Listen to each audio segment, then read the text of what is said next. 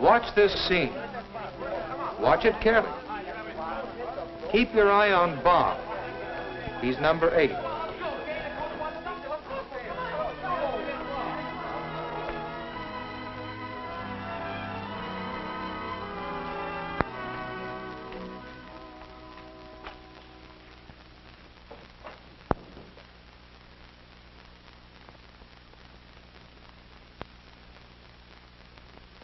What did you see? Do you think Bob's action was honest or dishonest? If you saw such an incident, what would you do about it? That incident came to involve each of us in this room. And it caused us to consider the subject of honesty from many angles. It sure did. That's why Mr. Barker, he's athletic director of our school, suggested that we talk it over with you. Because, well, maybe it'll help you to know just what we found out about honesty. And we found out plenty. To be honest may sound easy. Some of the time it is. But it can be a real problem.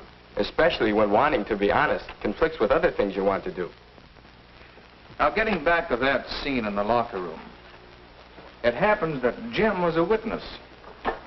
Let's see again exactly what Jim saw.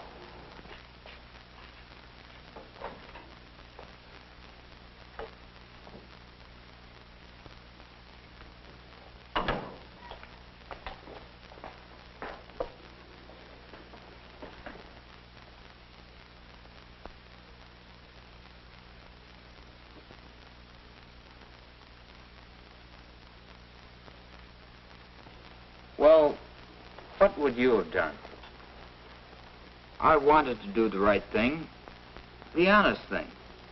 But what was it? Question Bob about it? Tell Ben that Bob was in his locker? Report it to Mr. Barker? I didn't know what to do. So, I put off doing anything. That night I didn't get much sleep. The next day at school was awful. I just had to do something, tell somebody. Then, after school, well, I guess when you're in a state like that, it doesn't take much to set you off. Say, it's Bob. Looks like he's buying himself a present. Sure does. Let's ask him over. Let's not. How can he? That money he's spending, I know where he got it. In the locker room yesterday, after he thought everybody had gone, I saw Bob take something from Ben's pants pocket. I was late dressing, I saw it. I guess it doesn't take a detective to figure out where he got the money to buy that pen. But, Bob, I can't believe it. Did you ask Ben if he was missing any money? Not yet. Have you reported it? Not yet. But you have to. You ought to tell Mr. Barker about it right away. No, you don't. You tell Mr. Barker, and whatever else happens, he'll kick Bob off the team. Where'll we be with our star center gone and half the schedule left to play? Gee, Nick, when you put it that way, I didn't know what I was going to do. But I'd realized I shouldn't have blurted out in public that way. So I asked the kids to promise me not to say a word.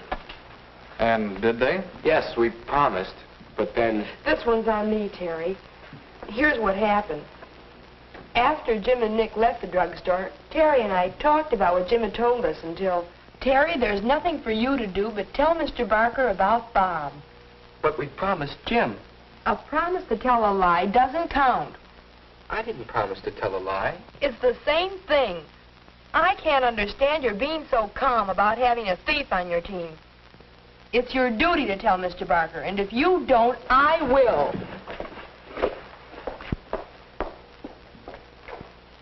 Well, there I was, wanting to be square with Jim, but, well, I didn't want Rose mad at me, and it did seem dishonest to conceal a thing like that. So at practice the next day, I'd made up my mind to speak to Mr. Barker.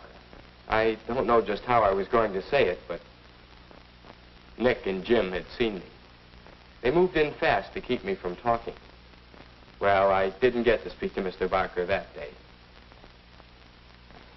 I'm not sure I wanted to. Anyway, When I found out what happened, I marched right into this office the next day and told Mr. Barker. Now, you've seen what actually happened. What Jim saw.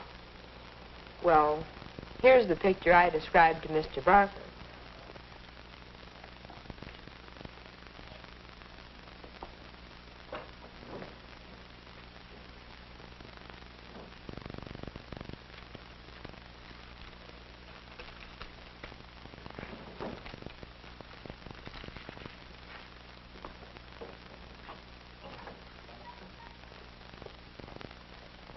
That's the picture I gave Mr. Barker. At the time, I really thought I was telling the truth. But, of course... We'll come back to you, Rose. But now let's have a little skull practice. Of course, after Rose made a report, I did what was the obvious thing for me to do. I questioned Bob and Ben. And I found... But that can wait. Right now, let's see what pointers we can pick up about honesty.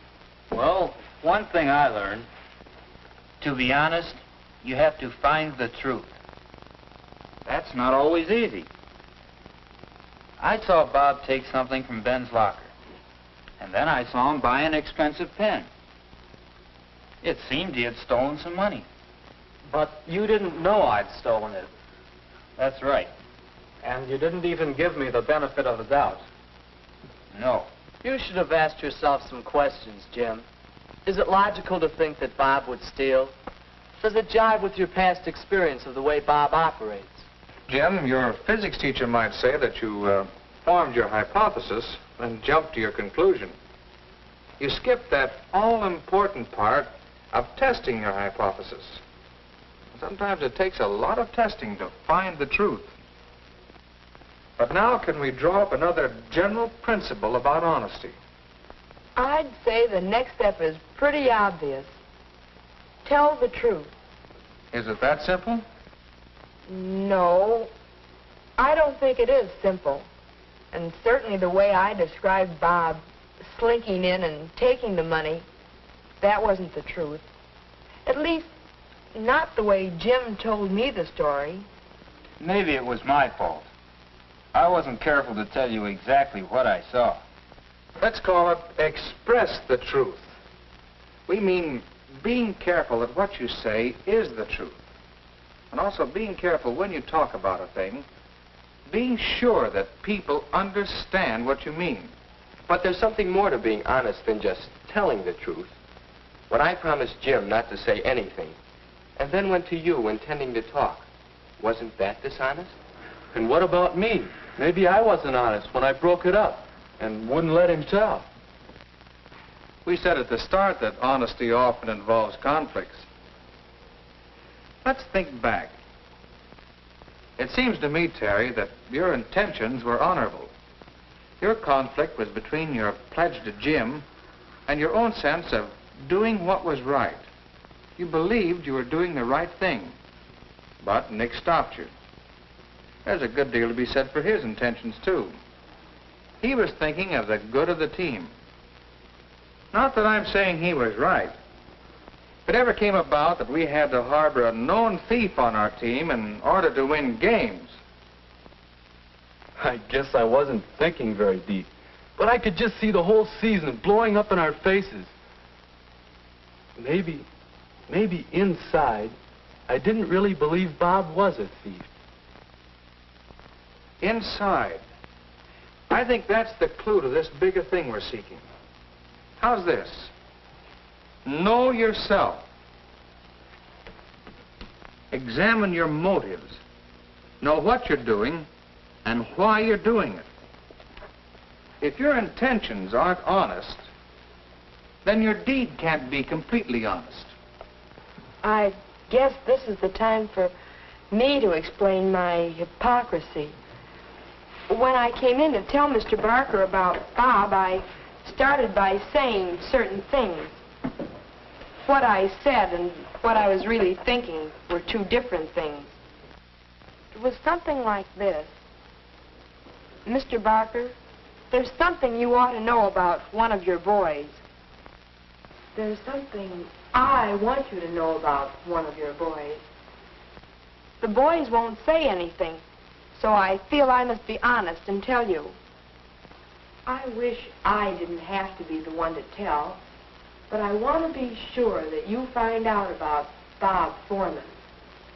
And when you do, I can just see it.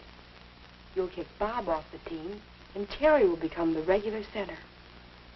My Terry. All he needs is a chance.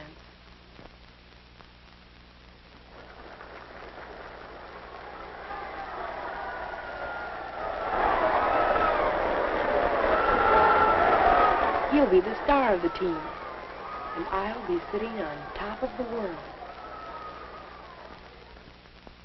That, Mr. Barker, is the real reason why I had to tell you. Whether or not I thought I was telling the truth, my motive being what it was, I was not being honest. Thanks, Rose. This hasn't been easy, I know. But you've learned a lesson in honesty. Honesty to yourself and honesty to others. That lesson will stand you in good stead all your life. I think we've all learned a good lesson.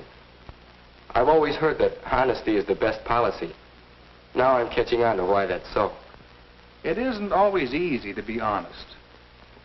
But when you have a problem involving your own honesty, it'll help you to remember these 3 pointers.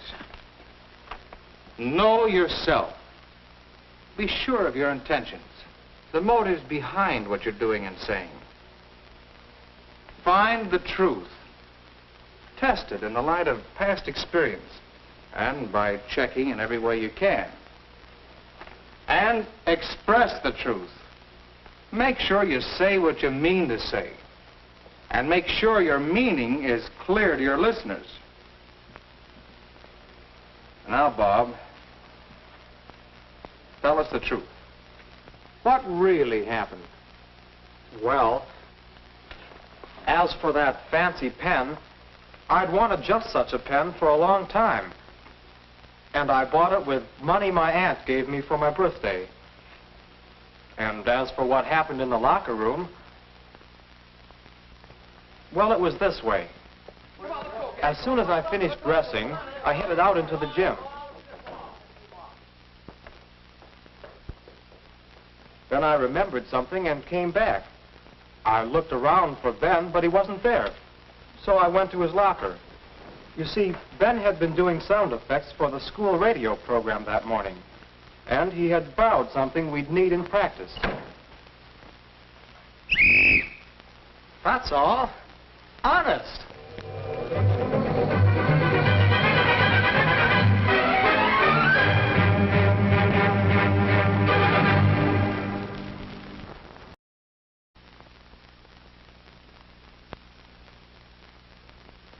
What did you see?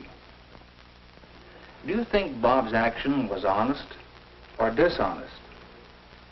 If you saw such an incident, what would you do about it? That incident came to involve each of us in this room.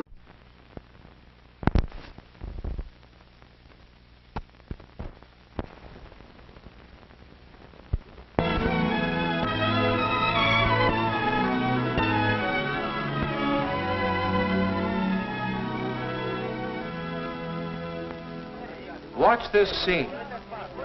Watch it carefully. To be honest may sound easy. Some of the time it is. But it can be a real problem. Especially when wanting to be honest conflicts with other things you want to do. Now, getting back to that scene in the locker room. It happens that Jim was a witness. Let's see again exactly the room. And it caused us to consider the subject of honesty from many angles. It sure did. That's why Mr. Barker, he's athletic director of our school, suggested that we talk it over with you. Because, well, maybe it'll help you to know just what we found out about honesty. And we found out plenty. keep your eye on Bob. He's number 8.